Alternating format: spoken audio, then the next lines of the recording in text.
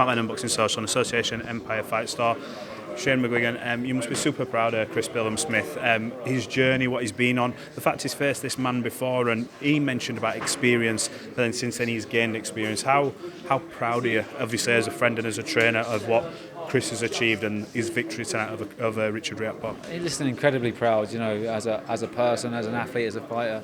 Obviously, this is a performance-related sport, right? So you have to keep winning, and to get the results, to get everything that comes off the back of it. And I genuinely believe that he deserves everything he's got. And us as a team, we're always striving for extra percentages, and he's the one willing to go and do the work to get those percentages.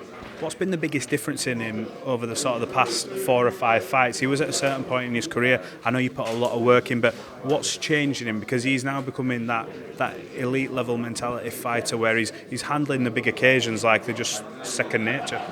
Listen, trust me, all of the fighters I've worked with, it all comes down to mental strength. Everyone at the top level can fight. It's the truth, everyone can fight. And what wins fights, close fights, is how you concentrate and how you apply yourself. And the days and the last few weeks before fights, that's the most important. That's the most important time. And for someone like Chris, he always, lacked that confidence, and he's gone through the process. And he's also boxed into his strengths now. He knows. I've always been drilling certain things and saying you need to do this, this, and this. But it's harder for him to execute. But he has the calmness and the poiseness to be able to sit there and fire when he needs to. I know you won't want to sort of rank the fighters you've worked with in terms of success stories, because it'd be unfair on the past ones, but he must be right up there. He's got to be the number one in terms of for where he came, of course, but where he came from the amateurs and that. I think he 43 fights in the amateurs, won 31 of them, and stopped one on a cut. I think he might have stopped one, and this stopped the same guy again the second time on a cut. So he wasn't a very big puncher.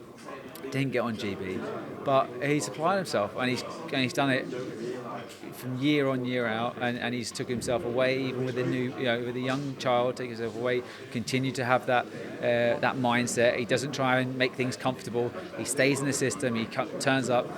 That's the whole thing. So many fighters get to the top level, they achieve their dreams, and then they just go back. They just think that they can change things. How impressive is it? Because he doesn't seem like the guy who, when he has success or reaches world title level, that anything will get to his head. It must be a bit of a relief for you as a coach that you've got someone with that mindset who doesn't let himself think past the next fight, because it's easily done, isn't it? Oh, of course it's easily done, and also look, he's comfortable now. He's got money, so he's achieved his dream. He's comfortable, but he didn't go out there. He didn't go out there originally to make money from boxing. He went out there to try and achieve his dreams, and he's done that. And now he's setting new dreams, new goals.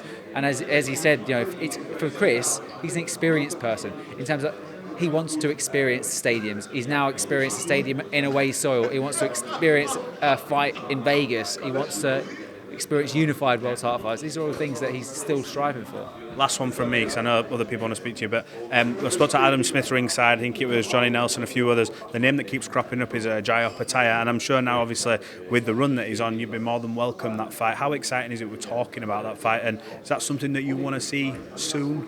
Of course. I mean, I think it's the marquee fight of the division. I really do. People obviously looked like it was Chris Billam-Smith was going to be easy pickings for Opetaia, but listen, Chris Billam-Smith has. I think he can beat him. I genuinely do, and we have to say that Opetaia is the number one just because of the way he beat Bradis, who was originally the number one. But if Chris can go out, unify against Gilberto Ramirez, and Opetaia can pick up the WBC belt, I know Badu Jack's championing, but they've also got Noel Giver as the WBC champion. If we can get those to box and win world titles, and then we can go on to an undisputed. For me, as a coach and someone that's managed his career, that is the most important thing. Opetaia was happy to give up the IBF just because he wanted the money fights. But for us, it's about, of course, that's got to be there, but it's about the undisputed. Chris is never going to go up to heavyweight. He's always going to stay at cruiserweight. And the most important thing is to fight for the meaningful belts. And if Opetaia can pick one up and Chris can pick another one up, it's a dream. Shane McGuigan, appreciate your time. Thanks for talking Boxing Social.